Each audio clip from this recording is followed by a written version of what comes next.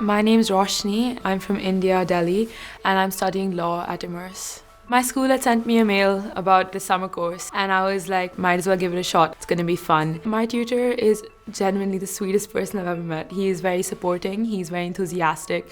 He makes classes feel more like an interaction where you're learning and he's learning from you.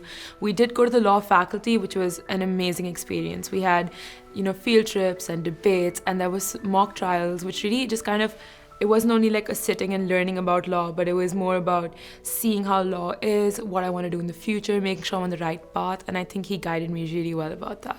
I've always wanted to do law, but I never knew what I want to do in law, how to get there.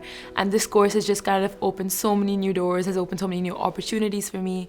And I think that I'm forever going to be grateful for that, because now I really know where I want to be, what I want to do. I just think that it was a well-rounded experience that really helps students our age to grow with enthusiasm and with a lot of creativity. It was a very eloquent but exciting experience as a whole. So I would just give it a big thumbs up.